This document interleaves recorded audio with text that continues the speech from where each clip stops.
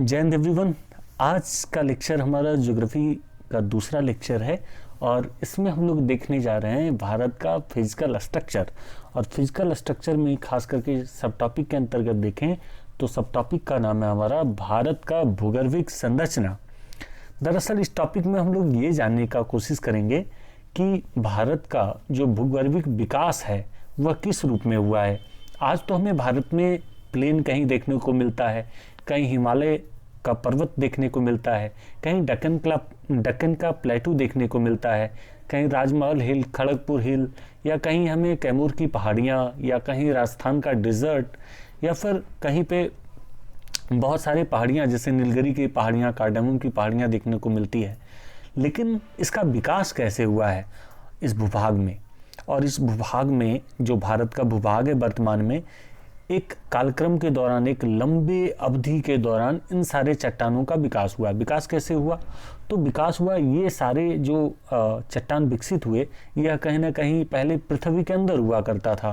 कहीं पे ज्वालामुखी क्रिया के द्वारा, कहीं पे फॉल्डन माउंटेन के द्वारा, कहीं पे ये फॉल्डन माउंटेन का विकास हुआ और उसके बाद पता चला बहुत सारा सिल्ट आकर जमा हुआ, उसके कारण भी हुआ है। तो बहुत सारे सेडिमेंट आए, जैसे गंगेटिक प्लेन की बात करें तो बहुत सारे सिल्ट वगैरह आए, बहुत सारा पानी लाया और पानी के अंदर घुलकर बहुत सारे जो सोल्यूट होकर के जो भी आ रहे थे पदार्थ, उनके द्वारा क्या हुआ, गंगा प्लेन का विकास हुआ। इसी रूप में हम देखते हैं इस लेक्चर को और इसी संदर्भ में हम लोग समझने का कोशिश करेंगे। तो आज तो पहले जनवरी का यानी जनवरी 2023 का पहला दिन है और यानी 1 जनवरी है आज। तो मैं सभी को 1 जनवरी की शुभकामनाएं देता हूं। और दूसरी बात कि आप लोगों ने जो लक्ष्य निर्धारित किए होंगे कि इस साल में किसी को हम ये जॉब क्रैक करना है, ये एग्जामिनेशन क्रैक करनी है, ये कार्य करना है, ये सब्जेक्ट कंप्लीट करना है, या जो भी करना है आपको, और भी किसी का होगा लाइफ से रिलेटेड कोई डिसीजन लेना, किसी का हो सकता है, बहुत सारे लक्ष्य हो सकते हैं। मैं ईश्वर से कामना करता हूं कि आप सभी अपने अपने लक्ष्यों पर खरे उतरें और साथ ही हम लोगों का जो उद्देश्य है जीवन का कि एक बेहतर जीवन की ओर उन्मुख हो और निरंतर प्रगति के पथ पे विद्यमान रहे हम लोग, यही मेरी कामना है अगेन। तो चलिए हम लोग यहाँ से इस लेक्चर को कंटिन्यू करने जा रहे हैं और आज के लेक्चर में हम लोग भारत का भूगर्भिक इतिहास और संरचना को देखेंगे।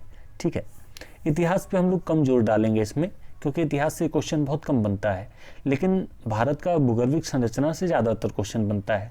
तो इतिहास को समराइज करते हुए हम चट्टानों के बारे में डिस्कस करेंगे इस टॉपिक में। ठीक है, देखिए ये हमारा प्यारा सा भारत रहा और इसमें दिखाया गया, अगर नॉर्थर्न प्लेन की बात करें तो ये हमारा उत्तर का भारत का मैदान हो गया, इधर हमारा डिजर्ट एरिया हो गया यानी मरुस्थल, इधर हमारा फिर ब्रह्मपुत्रा का मैदान है छोटा सा, और ऊपर की ओर देखें तो इधर देखिए पूरा हिमालय पर्वत का विस्तार है इस तरह से। ठीक है, तो ये सारी चीज़ें हमें देखने को मिली सामान्य रूप में। उसके नीचे हम लोग देखें आगे चलकर तो नीचे भी हमें देखने को मिलता है, जैसे नीचे की बात करें वहाँ से तो ये सेंट्रल हाईलैंड है, इसमें हमें देखने को क्या क्या मिल जाता है। इस रीजन में देखें तो अरावली माउंटेन देखने को मिलता है हमें। फिर यहाँ पर हम देखते हैं तो बहुत सारे मध्य प्रदेश के हिस्से में सतपुड़ा, विंध्यन, और इसी का विस्तार हमें कैमूर की पठार, और साथ में यहाँ पे राजमहल हिल, रांची का पठार, छोटा नागपुर की पहाड़ी, ये सारे देखने को मिलते हैं यहाँ पर। फिर इधर आप देखेंगे छत्तीसगढ़ का पठार, ठीक है, तेलंगाना का पठार, दक्कन प्लेटू, ये सारे। उसके बाद यहाँ से नीचे चलें तो फिर बहुत सारे पर्वत पठार मैदान मिलेंगे। इसे हम भूआकृति का एक अलग टॉपिक के जरिए डिस्कस करेंगे डिटेल में। यहाँ पे हमें भूगर्भिक संरचना जानना है और भूगर्भिक संरचना के रूप में हमने बताया कि आपको किन किन चीज़ों पर ध्यान रखना है। भूगर्भिक संरचना में जो भूगर्भ का विकास हुआ है और जो आज हमें सरफेस के रूप में दिख रहा है, हम लोग उसका इतिहास जानने का कोशिश करेंगे कि कौन कौन सा कैसे विकसित हुआ है, किस कल्प में विकसित हुआ है और उसमें क्या क्या उसकी विशेषता है, इस पे फोकस करेंगे। और जो हम पर्वत पठार मैदान की बात कर रहे हैं वह हम भूआकृति विज्ञान के एक अलग टॉपिक के जरिए उसे डिस्कस करेंगे। ठीक है, तो पहले हम लोग इस लेक्चर को यहाँ से कंक्लूड कर लिया हमने, अब हम लोग इसके डिस्कशन पे चलते हैं। तो देखिए इस टॉपिक को थोड़ा सा समझने पे ज़्यादा जोर देंगे आप लोग, क्योंकि इस टॉपिक को अगर समझिएगा नहीं तो पता चला कि इसमें बहुत सारी चीज़ें ऐसी है जो हम आमतौर पे देख नहीं पाते हैं। इसलिए लोगों के साथ समस्या ये होती है कि इस लेक्चर को देखने के बाद अगर आप इसे ध्यान में नहीं रखते हैं या अंडरस्टैंडिंग बेहतर इस पर नहीं रखते हैं, तो कोई भी स्टूडेंट कितना भी उनका ज्योग्राफी मजबूत हो, लेकिन इस टॉपिक पे अगर थोड़ा सा समझ विकसित नहीं करेंगे तो ये टॉपिक सामान्यतः लोग भूल जाते हैं। फिर भी मुझे उम्मीद है कि मैं बेहतर कोशिश करके आप लोगों को समझाऊंगा तो शायद बेहतर आप लोग समझ पाएँ और इसे याद तो रख पाएंगे, ठीक है। और किसी भी एग्जामिनेशन में आप देखेंगे, इसकी विशेषता की बात करें तो किसी भी एग्जामिनेशन में इससे सामान्यतः क्वेश्चन पूछे ही जाते हैं। और महत्व की बात करें तो जैसे स्टेट पीसीएस या फिर यूपीएससी या फिर जो भी डिफेंस का एग्जामिनेशन होता है सेंट्रल अधिकारी का, या फिर जो भी स्टेट गवर्नमेंट का भी जो जॉब होता है, उनमें 1-2 क्वेश्चन इस टॉपिक से पूछे ही जाते हैं। तो इसलिए थोड़ा सा ध्यान में रखते हुए इसे देखेंगे हम लोग। देखिए यहाँ पे टॉपिक हमारा दिया हुआ है भारत का भूगर्भिक संरचना एवं भूआकृतिक प्रदेश। तो यहाँ भूगर्भिक संरचना हो गया और भूआकृतिक प्रदेश की बात की गई है, ठीक है। अब हम आगे चलते हैं, क्या नोट में दिया हुआ है भाई। तो यहाँ पर दिया हुआ है भारत की भूगर्भिक संरचना में प्राचीनतम एवं नवीनतम दोनों प्रकार की चट्टानें पाई जाती है। किसके प्रकार की?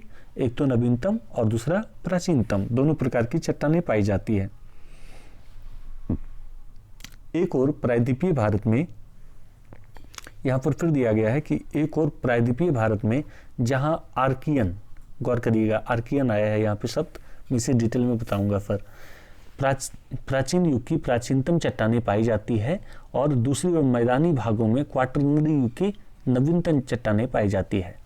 तो यहाँ पे पहला शब्द आया आपके पास आर्कियन। आर्कियन क्या है? आर्कियन जब पृथ्वी का विकास हुआ और यह ठंडा होकर एक ठंडा गोला बना, यानी आप जानते हैं ज्योग्राफी के लेक्चर में आपने पढ़ा होगा पहले कि पहले पृथ्वी एक धधकता हुआ गोला था, धीरे धीरे यह ठंडा हुआ, उसके बाद क्या हुआ, बहुत हजारों लाखों सालों बाद इस पर क्या होता है कि एक जीव की उत्पत्ति होती है, ठीक है। लेकिन जीव की उत्पत्ति से भी पहले यह जब ठंडा हुआ तो इस पे किसी भी प्रकार की कोई जीवन थी ही नहीं पृथ्वी पे। तो उसी दौर को हम लोग आर्कियन या फिर एजोइक पीरियड कहते हैं। एजोइक पीरियड में यहाँ पर बात की गई है कि भारत में एजोइक पीरियड का भी चट्टान है। कहाँ पर है भाई? तो यह है प्रायद्वीपीय भारत में, ठीक है। जब कोई जीवन था ही नहीं तो उस दौर का भी चट्टान कहाँ पर है? तो प्रायद्वीपीय भारत के क्षेत्रों में भी उस दौर का जीवन, मतलब उस दौर का चट्टान पाया जाता है। दूसरी बात की गई है, वहीं दूसरी ओर मैदानी भागों में क्वाटरनरी युग की। तो क्वाटरनरी युग क्या है? तो ये चतुर्थ महाकल्प है।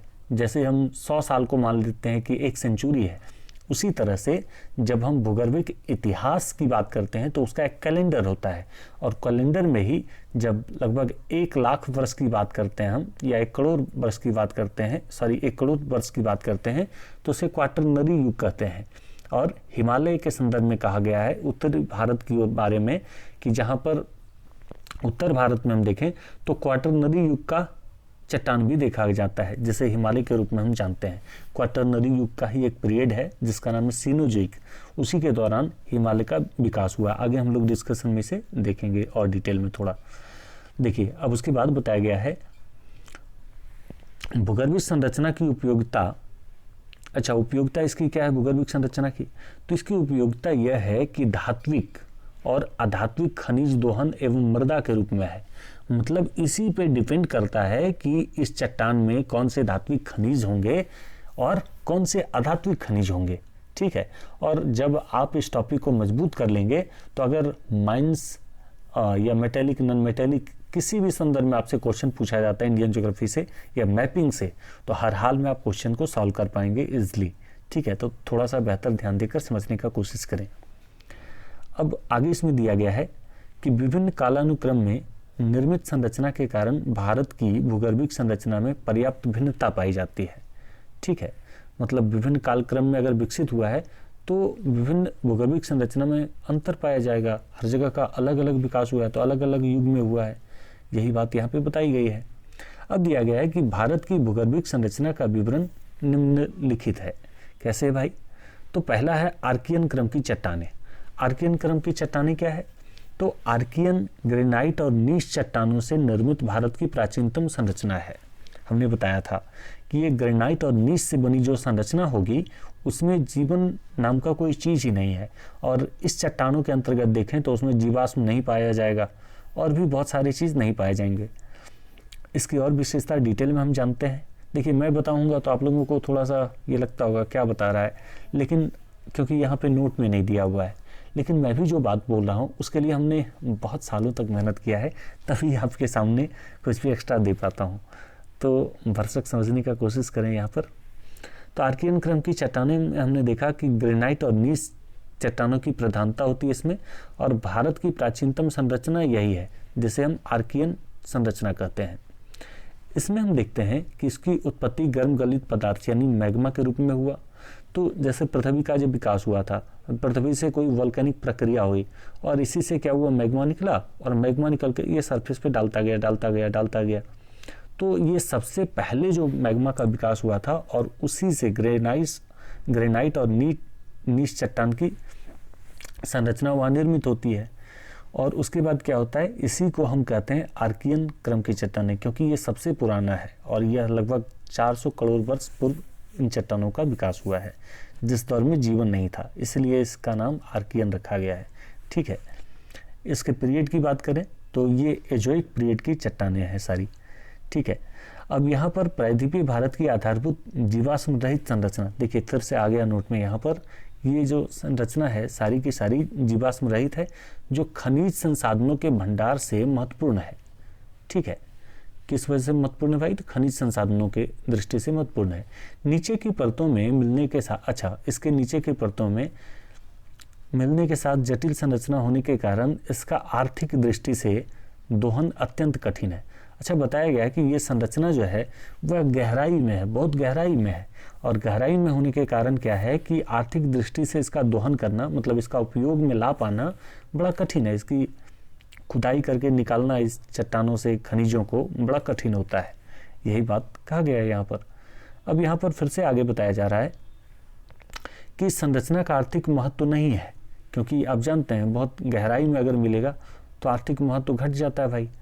और प्रायद्वीपीय भारत के अधिकांश क्षेत्रों में इस संरचना का विकास हुआ है, लेकिन दक्षिण पर्वतीय क्षेत्र बुंदेलखंड, नीस तथा पश्चिम बंगाल में नीस इस संरचना का सर्वाधिक विकास हुआ है।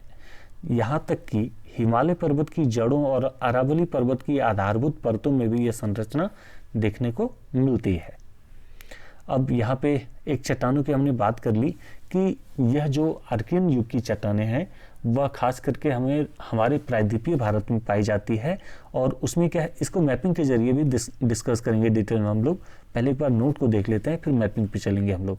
जैसे प्रीवियस लेक्चर में हमने देखा था कि एक बार हम नोट को देखते हैं फिर मैपिंग पे डिस्कस करते हैं, इस तरह से कंटिन्यू करेंगे हम लोग। तो हमने आर्कियन को देख लिया डिटेल में। अब धारवाड़ की बात की जाए यहाँ पे तो बेहतर है। धारवाड़ क्रम की चट्टान, अब धारवाड़ क्रम की चट्टान क्या है भाई, तो यह भी एक चट्टान है, चट्टान का एक प्रकार है धारवाड़ क्रम की चट्टानों का। आर्कियन संरचना में भौतिक और रासायनिक परिवर्तन के द्वारा, मतलब जो आर्कियन पुरानी संरचना की चट्टान थी उसी में भौतिक और रासायनिक परिवर्तन हुआ, और परिवर्तन के बाद क्या हुआ कि अवसादों के निक्षेपण के कारण धारवाड़ संरचना का विकास हुआ। मतलब बात की गई है कि जो आर्कियन क्रम की पुरानी चट्टान थी उसी में भौतिक और रासायनिक निक्षेपण के कारण क्या होता है कि उसका परिवर्तन होता है, और परिवर्तन होकर के उसका अवसादों के निक्षेपण से धारवाड़ संरचना का विकास हो गया है, जो जीवाश्म रहित प्राचीनतम अवसादी चट्टान से बनी है। मतलब यह भी जीवाश्म रहित प्राचीनतम अवसादी चट्टान है भाई। ठीक है, और इसका सर्वाधिक कायांतरण हुआ है, मतलब इसका बदलाव जो हुआ है इन चट्टानों का, धारवाड़ संरचना के चट्टानों का सर्वाधिक बदलाव हुआ है। और इसी वजह से क्या है, इस संरचना में, धारवाड़ संरचना में खनिज संसाधनों के भंडार पाए जाते हैं। मतलब ये जो धारवाड़ संरचना के चट्टान है इसमें खनिज संसाधनों का भंडार पाया जाता है। उत्पादन की दृष्टि से इस संरचना का आर्थिक महत्व ज़्यादा है। क्यों ज़्यादा है भाई, तो कर्नाटक के धारवाड़ जिले में इस संरचना का सर्वाधिक विकास है। मतलब लोकेशन की बात की गई है कि सर्वाधिक विकास इस संरचना का कहाँ है, तो कर्नाटक के धारवाड़ जिले में इस संरचना का सर्वाधिक विकास है। और इसके अतिरिक्त छोटा नागपुर के पठारी क्षेत्र और अरावली पर्वत और शिलांग पर्वत में भी इस संरचना का विकास है। मतलब एक तो कर्नाटक का पठार के पास बात की गई, धारवाड़ संरचना का सर्वाधिक विकास है।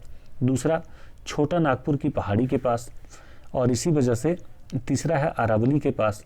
चौथा है शिलांग के पठार के पास। अब गौर करिएगा मेरी बातों पे कि ये सारे जो संरचना का हमने डिस्कशन किया, कर्नाटक में आप जानते हैं माइंस में लोहा सबसे ज़्यादा खनन होता है, वहाँ पर लौह खनन होता है। दूसरा छोटा नागपुर का पठार, सिबूम का पठार, आप जानते हैं टाटा टिस्कॉन की कंपनियाँ सारी जो हैं लोहे की जो उत्पाद बनाती हैं या लोहे का वहाँ पे कार्य चलता है, तो वहाँ पे एक बड़ी मात्रा में लोहे का भंडार है छोटा नागपुर के पठारी क्षेत्र में। तीसरा अरावली पर्वत श्रेणी, आप जानते हैं राजस्थान वगैरह में भी काफ़ी सारे जगहों पे खितड़ी, राजस्थान में चांदी, तांबा इत्यादि की खुदाई की जाती है। मतलब धारवाड़ संरचना के जो भी चट्टान है उसमें कह सकते हैं। और चौथा है हमारा शिलांग का पठार। शिलांग आप जानते हैं कि मेघालय में है ये शिलांग, और वहाँ पर भी वहाँ की जो पहाड़ी है उसमें भी लौह खनन के भंडार पाए गए हैं। अब इन चारों पांचों लोकेशन जो दिए गए हैं हमारे पास, इनमें क्या है कि खनिजों की प्रचुरता है। मतलब खनिज कहें तो सिंपल शब्दों में भर भर के खनिज है इन सारे संरचनाओं या इन चट्टानों में, ठीक है। और यही इसकी विशेषता हो गई। और आगे बताया गया इसमें कि धारवाड़ क्रम की चट्टानी जो होती है वह परतदार चट्टानी होती है। परतदार दैट मीन्स ऐसे ऐसे बहुत सारे परत होते हैं, उसमें लेयर होते हैं बने हुए उस चट्टानों में, ठीक है, ना कि सॉलिड होता है, ठीक है, उसमें बहुत सारे लेयर होते हैं। तो और इसमें जीवाश्म का अभाव पाया जाता है। देखिए परतदार तो है लेकिन फिर भी इसमें जीवाश्म का अभाव पाया जा रहा है। यही कारण है कि यहाँ खनिज तेल और कोयले का अभाव होता है। मतलब यहाँ पर खनिज तेल नहीं पाया जाएगा और कोयले का अभाव होगा। आपने पढ़ा होगा बचपन में कभी, कहीं ना कहीं भी यह जाना तो ज़रूर होगा कि जो जीवाश्म के सड़े गले अवशेष होते हैं उसी से क्या होता है कि जैव ईंधन या डीजल, पेट्रोल, कोयला इत्यादि का निर्माण होता है। क्योंकि जीवों के सड़े गले पदार्थों से क्या होता है, केमिकल रिएक्शन होता है और वही परिवर्तित हो जाता है फ्यूल के रूप में। फिर उसको हम लोग प्यूरिफाई करते हैं रिफाइनरी में और फिर उसे डीजल, पेट्रोल के रूप में उपयोग करते हैं, ठीक है। तो जब धारवाड़ संरचना जो आर्कियन युग की चट्टान है उसमें जब जीवाश्म था ही नहीं, तो वहाँ पर भाई कहाँ से आएगा खनिज तेल और कोयला वगैरह, बिल्कुल नहीं आएगा, ठीक है। यही बताया गया है यहाँ पर। अब देखते हैं मैपिंग पे थोड़ा सा, भारत की भूगर्भिक संरचना, ये इसका मैप है यहाँ पे। और एक बार फिर आप लोगों से आग्रह है कि आप लोगों ने जिसने भी लेक्चर को देखकर लाइक नहीं किया और चैनल को सब्सक्राइब नहीं किया, एक बार कर लें, ठीक है। तो हम लोग आज देखने जा रहे हैं, देखिए धारवाड़ कुड़प्पा क्रम की चट्टान, दक्कन ट्रैप देखेंगे, आर्कियन क्रम की चट्टान, ये सारी हो गई। उसके बाद जलोढ़ का विकास जो हुआ भारत में, विंध्यन क्रम की चट्टानें, गोंडवाना क्रम की चट्टानें, टर्सरी क्रम की चट्टानें, ये सारी देखेंगे। अब देखिए हमने दरअसल बात किया था इस लोकेशन को मैपिंग पे ड्रॉ करें तो ये कर्नाटक का धारवाड़ वाला चट्टान है भाई, ठीक है। और इसका विकास हम देखते हैं छत्तीसगढ़ प्लेटू और राजमहल हिल से लगा हुआ है। और सॉरी ये तो गोंडवाना है ना, कर्नाटक यहाँ होना चाहिए या ऐसे होना चाहिए। एक हो गया यहाँ पे कर्नाटक के पास, दूसरा हो गया हमारा राजमहल हिल वगैरह, इन सारे एरिया में कुछ कुछ है, ठीक है। फिर अरावली रेंज में कुछ कुछ है छिटपुट। तो छोटे छोटे क्रम में देखें सर्वाधिक विकास इसका कर्नाटक में है। दूसरा कहाँ है, तो दूसरा हमारा इसका विकास छोटा नागपुर पठारी के पास कहाँ है, राजमहल हिल के पास। तीसरा हो गया हमारा विंध्यन क्रम की चट्टानों में कुछ कुछ, और चौथा हो गया हमारा शिलांग के पठार के पास है।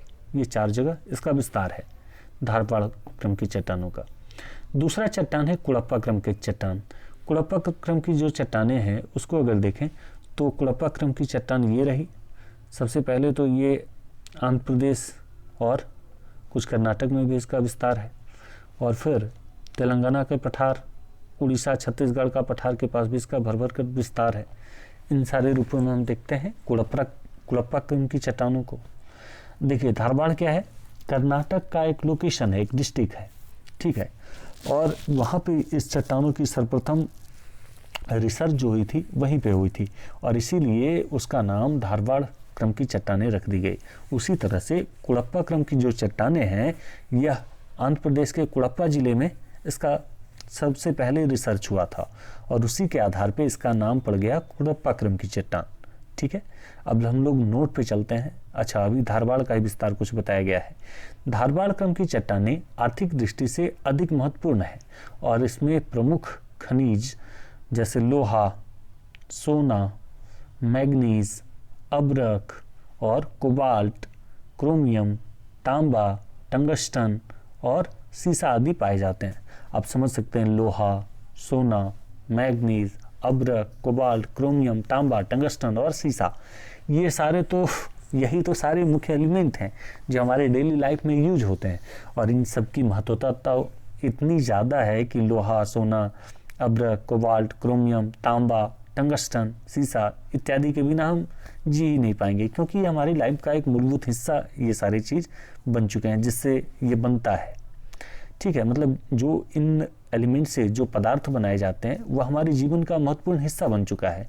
इसलिए इस चट्टानों की उपयोगिता हमारे लाइफ में भी बहुत ज़्यादा है और आर्थिक दृष्टि से भी इसका महत्व बहुत ज़्यादा है।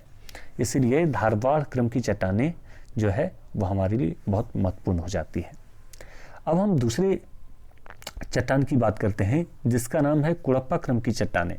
कुड़प्पा क्रम की चट्टानों की बात करें तो यह आर्कियन और धारवाड़ संरचना में भौतिक और रासायनिक परिवर्तन के कारण प्राप्त अवसादों के निक्षेपण से कुड़प्पा संरचना का विकास हुआ। मतलब जो आर्कियन क्रम और धारवाड़ संरचना में जो भौतिक और रासायनिक परिवर्तन हुआ, यानी उसके बाद कुड़प्पा क्रम की चट्टानों का विकास होता है। इन चट्टानों का रूपांतरण की बात करें तो धारवाड़ क्रम की चट्टानों की तुलना में कम हुआ है। मतलब धारवाड़ का ज़्यादा रूपांतरण हुआ है भाई। ठीक है, अब देखते हैं आगे के नोट में क्या लिखा हुआ है। यह भी जीवाश्म रहित अवसादी चट्टान से निर्मित संरचना है जिसमें चूना पत्थर का सर्वाधिक भंडार है। मतलब ये जो आगे हमारा कुड़प्पा क्रम का चट्टान है यह भी क्या है, जीवाश्म रहित है। मतलब इसमें भी जीव जंतु या जीवन के अवशेष नहीं मिलते हैं कहीं। ठीक है, इसलिए ये भी जीवाश्म रहित अवसादी चट्टान से निर्मित संरचना है जिसमें चूना पत्थर का सर्वाधिक भंडार है। चूना पत्थर दरअसल बनता कैसे है, जैसे एक चट्टानों का विकास हुआ, उसी का रूपांतरण हुआ, टेम्परेचर पड़ा, प्रेशर पड़ा, तो वह चूना पत्थर में तब्दील हो जाता है। ठीक है, तो उसी तरह से हम देखते हैं कि आंध्र प्रदेश के कुड़प्पा क्षेत्र में इस संरचना का सर्वाधिक विकास हुआ है। जबकि हम धारवाड़ की बात करें तो वह कर्नाटक में सर्वाधिक विस्तार था और कुड़प्पा कहाँ है, तो सबसे ज़्यादा आंध्र प्रदेश में कुड़प्पा क्षेत्र में संरचना का सर्वाधिक विकास हुआ है। इसके अलावा छोटा नागपुर पठारी क्षेत्र और अरावली पर्वत श्रेणी में भी इस संरचना का विकास हुआ है। मैपिंग पे एक बार फिर से चलते हैं, हम लोग इसको देखेंगे, लेकिन पहले और भी कुछ इसके बारे में जानकारी ले लेते हैं। कुड़प्पा क्रम की चट्टानें बलुआ पत्थर, चूना पत्थर तथा संगमरमर आदि के लिए प्रसिद्ध है। किस किस लिए प्रसिद्ध है भाई? तो कुड़प्पा हम जान गए कि आंध्र प्रदेश में एक लोकेशन है, डिस्ट्रिक्ट है, और उसमें बलुआ पत्थर, चूना पत्थर और संगमरमर आदि के लिए ये प्रसिद्ध है। और आप जानते हैं संगमरमर हमारे राजस्थान में बहुत सारे मिलते हैं। बलुआ पत्थर, लाल बलुआ पत्थर, इससे बहुत बड़े बड़े इमारत बनाए गए नई दिल्ली, आगरा वगैरह में। चूना पत्थर से आप जानते हैं टाइल्स वगैरह का जो निर्माण होता है चूना पत्थर के ही रूपांतरण के बाद होता है संगमरमर के रूप में, और उसी से टाइल्स बनता है। तो ये सारे हो गए। अब हम देखते हैं एक महत्वपूर्ण संरचना जो विंध्यम क्रम की चट्टानों के अंतर्गत आता है। यह भी जीवाश्म रहित है और इसको भी डिटेल में हम लोग देखते हैं यहाँ पर। तो अब आ गया विंध्यम क्रम की चट्टानें। विंध्यम क्रम की चट्टानों की बात करें तो इस चट्टानों का निर्माण कुड़प्पा क्रम की चट्टानों के बाद हुआ है। मतलब जो हम आर्कियन कल्प की बात कर रहे थे, आर्कियन के बाद धारवाड़ और धारवाड़ के बाद कुड़प्पा आता है, कुड़प्पा के बाद विंध्यम क्रम की चट्टानों का विकास होता है। कुड़प्पा संरचना के विकास के बाद अवसादों के निक्षेपण से विंध्यम संरचना का विकास होता है और उसके बाद जो हुआ वह लाल बलुआ पत्थर और चूना पत्थर चट्टान से निर्मित संरचना है जिसमें जीवाश्म के प्रमाण मिलते हैं। ठीक है, मतलब इसमें जो इसका दो हिस्सा है विंध्यम का भी, एक में क्या है जीवाश्म नहीं मिलता है लेकिन दूसरे में कुछ कुछ जीवाश्म मिलता है। और जीवाश्म मिलने के बाद क्या होता है कि इसमें जीवाश्म के प्रमाण पाए जाते हैं लेकिन धात्विक खनिजों का अभाव है, क्योंकि यह संक्रमण काल में, दोनों के संक्रमण काल का यह चट्टान है। तो इसमें कुछ कुछ छिटपुट तो जीवाश्म के प्रमाण मिलते हैं लेकिन धात्विक खनिजों का पूर्णतः अभाव है। ठीक है, मतलब कुछ है, वह भी है, कुछ छिटपुट है लेकिन अभाव है। उसके कंपेयर में देखें तो इसमें बहुत कम पाए जाते हैं। इसमें भवन निर्माणकारी पदार्थों के कारण इसका आर्थिक महत्व ज़्यादा है। जैसे हम देखते हैं कि लाल बलुआ पत्थर से, ठीक है, जो भी संरचना बने हुए हैं, ठीक है, जैसे हम देखते हैं लाल बलुआ पत्थर के 5 संरचना की बात करें भारत में, तो एक तो हमारा हो गया रेड फोर्ट, यानी दिल्ली का रेड फोर्ट जो हमारा, ठीक है। दूसरा आगरा का फोर्ट, सबसे बड़ा फोर्ट है, आप जानते हैं, नॉर्थ इंडिया का। तो दूसरा हो गया आगरा फोर्ट, तो आगरा फोर्ट भी रेड सैंडस्टोन से बना हुआ है। फिर हम देखते हैं जामा मस्जिद है, ठीक है। फिर हम देखते हैं और भी, तो जैसे बिहार में भी देखें विंध्यनक्रम की चट्टानों का विकास है कुछ कैमूर की पठारी के रूप में, तो वहाँ पर भी लाल बलुआ पत्थर से निर्मित संरचना के रूप में हमें शेर शाह सूरी का मकबरा देखने को मिलता है, ठीक है, जो सासाराम क्षेत्र में अभी है। शेर शाह का मकबरा है वहाँ पर सासाराम में, ठीक है। ये सारा हो गया, तो ये सारे लाल बलुआ पत्थर से निर्मित संरचना है। जयपुर का हम देखें, जयपुर में भी बहुत सारे जो घर बनाए जाते हैं वह आमतौर पे लाल बलुआ पत्थर के बने मिलेंगे। और सवाई राजा जयसिंह का जो महल वगैरह बनाया गया है वह भी कहीं ना कहीं लाल बलुआ पत्थर से निर्मित है। तो ये सारी चीज़ हैं, इसीलिए हम देखते हैं कि विंध्यन क्रम की चट्टानों का भी महत्व इस रूप में ज़्यादा है कि उससे हमें भवन निर्माण के लिए बहुत सारे पदार्थ मिल जाते हैं, ठीक है। अब उसके बाद हम लोग चलते हैं गोंडवाना क्रम की चट्टानों पे। गोंडवाना क्रम को कंटिन्यू करने से पहले हम लोग एक बार फिर मैपिंग पे चल करके अच्छे से मैपिंग को थोड़ा और समझते हैं। तो मैपिंग पे अगर चलते हैं तो क्या है मैपिंग में भाई, तो अब हम देख लेते हैं पहले कुड़प्पा को। तो कुड़प्पा क्रम की चट्टान को एक बार फिर से देख लेते हैं हम लोग कहाँ है।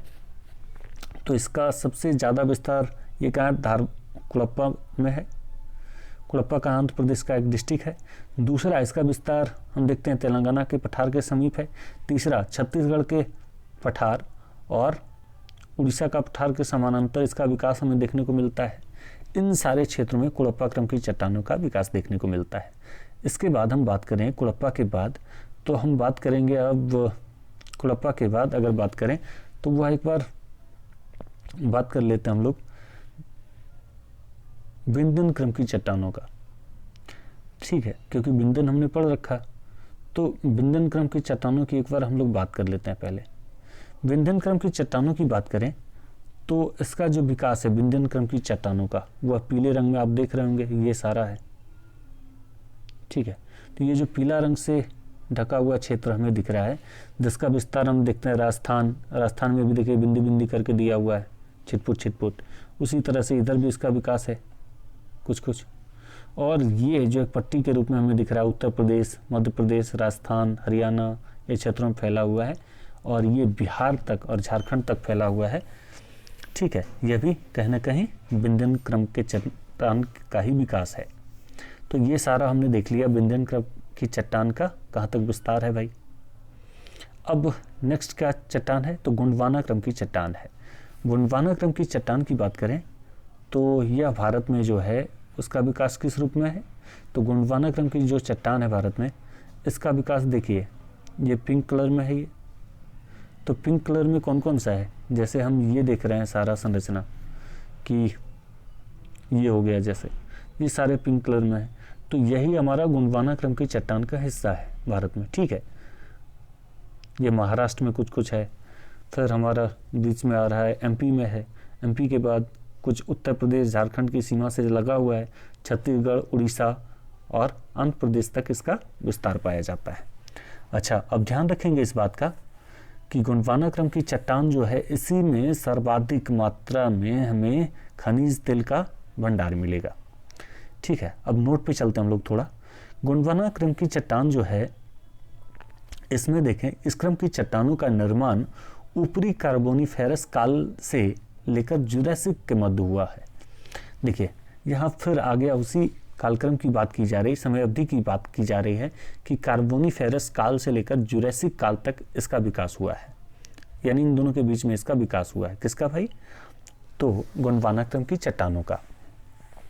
कार्बोनिफेरस पर्मियन युग में भूसंचलन द्वारा यानी अर्थ मूवमेंट द्वारा धसाव की प्रक्रिया, मतलब आप जानते हैं कहीं पे धंसने के कारण कहीं का स्थान धंस जाता है, ये जैसे धंस गया है यहाँ पर, ठीक है। तो ये धंसाव के कारण क्या होता है, संरचनात्मक बेसिन का निर्माण हुआ है, मतलब बीच का हिस्सा धंस गया और दोनों हिस्सा बना रह गया ऊपर ऊपर, तो क्या होगा, ये बेसिन के आकार का संरचना बन जाएगा यहाँ पर इस तरह से, ठीक है। ये बेसिन का आकार का संरचना बन गया और बीच में गहराई का भाग बन जाएगा। तो यही बताया गया कि धंसाव की प्रक्रिया से संरचनात्मक बेसिन का निर्माण हुआ है और जहाँ कार्बनिक अवसादों का निक्षेपण के कारण गोंडवाना संरचना का विकास हुआ है, जो कोयला भंडार की दृष्टि से भारत का सर्वाधिक महत्वपूर्ण क्षेत्र है। अब गोंडवाना क्रम की जो चट्टान है वह पीटी में क्वेश्चन इसी तरह से पूछा जाएगा कि कोयला भंडार की दृष्टि से सर्वाधिक महत्वपूर्ण कौन से चट्टान है, तो हमें आंसर टिक करना है वहाँ पे गोंडवाना क्रम की चट्टान, ठीक है। अब हम आगे चलते हैं यहाँ से। यहाँ पर बताया गया है कि जिन घाटियों में इस संरचना का विकास हुआ उन्हीं घाटियों का संबंध वर्तमान समय में दामोदर, सोन, महानदी, नर्मदा और गोदावरी नदी बेसिन के रूप में है। जैसे कौन कौन सी नदी, फिर से एक बार देख लेते हैं। इस संरचना का जो विकास हुआ भारत में कहाँ कहाँ है, तो वर्तमान समय से अगर कोरिलेट करके देखें तो दामोदर, सोन, महानदी, नर्मदा और गोदावरी नदी बेसिन, मतलब इन नदियों का जो एरिया है जहाँ से ये बह रही है उन क्षेत्रों में इसका सर्वाधिक विकास है भारत में, ठीक है। यह संरचना क्रम भारत की ऊर्जा आवश्यकताओं का आधार है, जो भारत का 98% कोयला की आपूर्ति करता है भाई, यानी सबसे महत्वपूर्ण हो जाता है क्योंकि भारत की ऊर्जा आवश्यकताओं का 98% जो कोयला है वह गोंडवाना क्रम की चट्टानों से ही प्राप्त की जाती है, इसलिए इसका बहुत महत्व हो गया, ठीक है। छोटा नागपुर के पठार में दामोदर नदी बेसिन कोयला भंडार की दृष्टि से सर्वाधिक महत्वपूर्ण है। यहाँ पर फिर बात की गई है कि दामोदर नदी बेसिन जो है वह कोयला भंडार की दृष्टि से सर्वाधिक महत्वपूर्ण है। और दक्कन ट्रैप की चट्टानें आ गया नेक्स्ट में। अब तो हमने देख लिया यहाँ पर गोंडवाना क्रम की चट्टानों को। अब हम लोग दक्कन ट्रैप की ओर मूव कर रहे हैं, यानी दक्कन ट्रैप के बारे में डिस्कशन कंटिन्यू कर रहे हैं। अब देखिए यहाँ पर बात की गई दक्कन ट्रैप की, तो दक्कन ट्रैप की चट्टानों की बात करें तो दक्कन ट्रैप का निर्माण क्रिटेशियस से लेकर इयोसीन काल तक माना जाता है, यानी क्रिटेशियस युग से लेकर के इयोसीन काल तक माना जाता है या काल तक माना जाता है। इस संरचना का विकास लावा प्रवाह के फलस्वरूप सीढ़ीनुमा आकृति में विकसित हुआ है। मतलब जैसे अर्थ ये है, यहाँ पर एक लावा का विस्तार हो रहा है, जैसे फिर से मैं बता रहा हूँ, यहाँ पर एक अर्थ हो गया हमारा गोल गोल सा, यहाँ से अगर कोई वल्कनिज्म प्रोसेस हो रहा है और ये पतली लावा अगर होगी तो दूर तक विकसित होगा, ये मतलब दूर तक फैलेगा निकल निकल कर, और इसी रूप में क्या हुआ कि दक्कन के प्लेटू का निर्माण हो गया है ज्वालामुखी क्रिया के परिणाम स्वरूप। और हुआ कब था, क्रिटेशियस से लेकर के इयोसीन काल तक में। लावा प्रवाह के फलस्वरूप सीढ़ीनुमा आकृति के रूप में फैल गया, मतलब जब लावा पतला था तो ऐसे ऐसे कुछ ऐसे एरिया में ये ऊंचा नीचा होकर के फैल गया। और फिर क्या हुआ, क्रिटेशियस युग में शांत दरार प्रकार की ज्वालामुखी प्रक्रिया के द्वारा विशाल चट्टान से निर्मित संरचना का विकास हुआ। मतलब ज्वालामुखी प्रक्रिया जो होती है दो प्रकार से होती है। एक तो होता है कि बहुत विस्फोट हुआ और आवाज़ किया जोरदार और सारा जल्दी से निकल गया। दूसरा होता है कि धीरे धीरे धीरे धीरे पतला पतला मैग्मा है और वो धीरे धीरे निकलता जा रहा है और एक लंबे समय के बाद वह लंबे समय तक वह निकलता ही रहता है। उसी को कहते हैं कि शांत दरारी प्रक्रिया। दरारी प्रक्रिया में एक चीज़ और होता है कि छोटे से एक दरार के माध्यम से वह निकल रहा है, जबकि विस्फोटक प्रक्रिया में क्या होता है कि एक बड़ा विस्फोट किया और सामने से निकल गया। दरारी प्रक्रिया में होता है कि कहीं से उसको छोटा सा सुराख मिल गया तो उसी पतली सुराख से धीरे धीरे करके वह निकलता रहेगा, ठीक है। उसी को शांत दरार प्रकार की प्रक्रिया कही जाती है। अब दक्कन ट्रैप यहाँ पे बताया गया नोट में, दक्कन ट्रैप बेसाल्ट एवं डोलोमाइट चट्टानों से निर्मित है। इन चट्टानों के विखंडन से ही काली मिट्टी का निर्माण हुआ है। इस संरचना का सर्वाधिक विकास महाराष्ट्र के दक्कन ट्रैप क्षेत्र में हुआ है। इसके अतिरिक्त गुजरात के काठियावाड़ प्रदेश में या काठियावाड़ प्रदेश, प्रायद्वीपीय भारत और मध्य प्रदेश की मालवा पठार, छोटा नागपुर या राजमहल की पहाड़ियाँ और तेलंगाना का पठार पर इसका विस्तार हुआ है। साथ ही तमिलनाडु के कोयम्बटूर, मदुरई का पठार और कर्नाटक के बेंगलुरु पठार मैसूर पठार में बेसाल्ट चट्टान से निर्मित संरचना का विकास हुआ है। ये सारी बात की दक्कन ट्रैप के बारे में कि कहाँ कहाँ हुआ इसका विकास।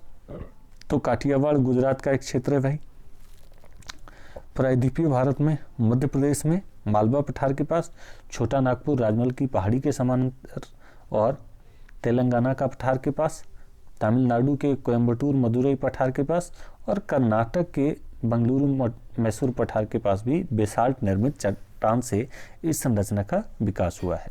ये सभी हमने डिटेल में देखा। अब हम सेकेंड लास्ट यानी टर्सरी क्रम की चट्टानों पे चलते हैं।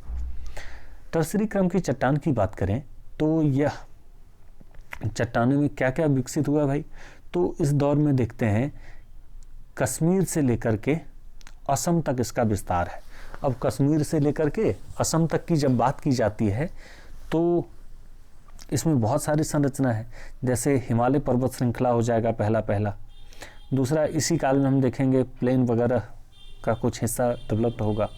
तो पहला तो हो गया हिमालय पर्वत श्रृंखला का निर्माण हुआ इसी क्रम में प्लायोसीन युग में, ठीक है,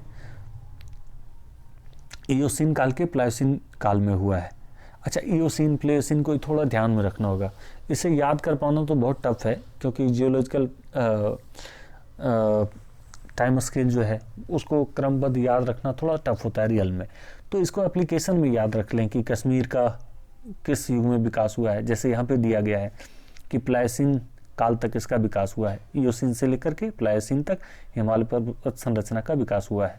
तो इसमें खास करके पीटी से ही क्वेश्चन बनता है, तो इसको ध्यान में रखेंगे तो ठीक है, कंप्लीट हो जाएगा आपका पीटी का क्वेश्चन।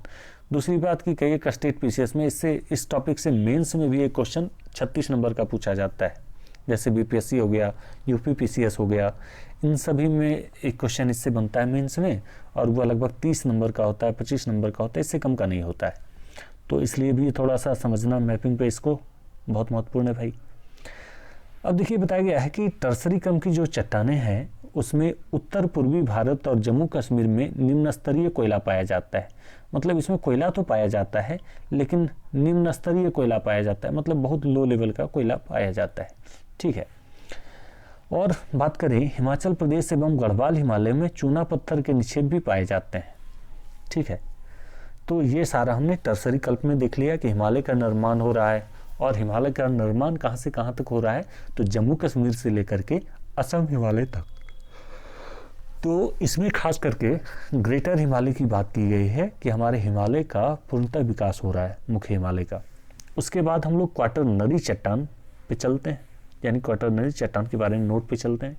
क्वाटरनरी क्रम की जो चट्टानें हैं उसमें मैदानी क्षेत्रों का सर्वाधिक विकास हुआ है। मतलब हम जो बोलते हैं गंगेटिक और यानी गंगा ब्रह्मपुत्र प्लेन या सिंधु गंगा प्लेन, ठीक है, सिंधु गंगा ब्रह्मपुत्र मैदान की बात करते हैं तो वह क्वाटरनरी क्रम की चट्टानों का विकास के रूप में ही देखा जाता है, इन मैदानी संरचना का विकास। और पुरानी जलोढ़ मृदा जिसे बांगर कहा जाता है, और इसका निर्माण मध्य एवं ऊपरी प्लीस्टोसीन काल में हुआ है। मतलब कहा गया है कि ऊपरी प्लीस्टोसीन काल में बांगर मिट्टी का निर्माण हुआ है। जैसे हम देखते हैं उत्तर प्रदेश, बिहार, हरियाणा का कुछ हिस्सा है, बंगाल का कुछ हिस्सा है, जहाँ पे बांगर और खादर प्रकार की मिट्टी पाई जाती है। बांगर जिसे कहते हैं वह पुरानी जलोढ़ मिट्टी होती है, ठीक है, और जिसे हम खादर कहते हैं वह नवीन जलोढ़ मिट्टी होती है, मतलब जो रिसेंट में 1 साल 2 साल 5 साल पहले आई हो, ठीक है, उसे हम कहते हैं खादर। और जो पुरानी मिट्टी हो 10 साल 20 साल 50 साल पहले आकर जम गई हो उसे हम बांगर कहते हैं, ठीक है। नवीन जलोढ़ जिसे खादर कहा जाता है, इसका निर्माण प्लीस्टोसीन से वर्तमान काल तक यानी होलोसीन तक हुआ है और अभी तक भी जारी है।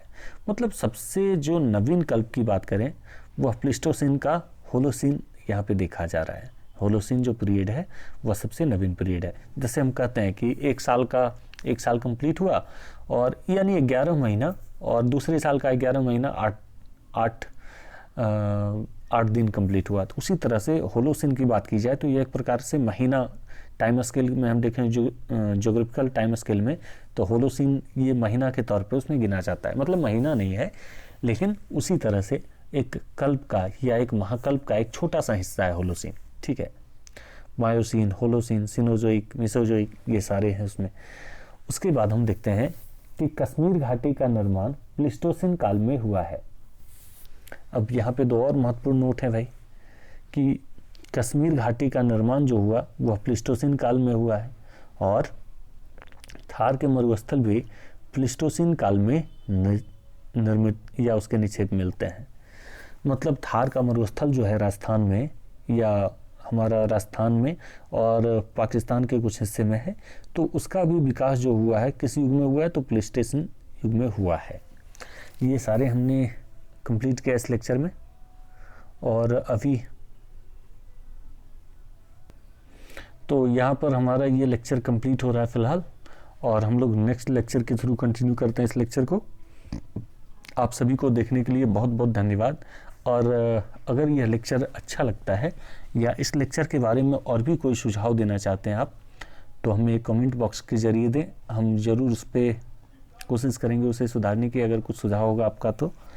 और देखने के लिए सभी को धन्यवाद। अगर लेक्चर अच्छा लगा हो तो चैनल को सब्सक्राइब करके वीडियो को लाइक कर दें। धन्यवाद।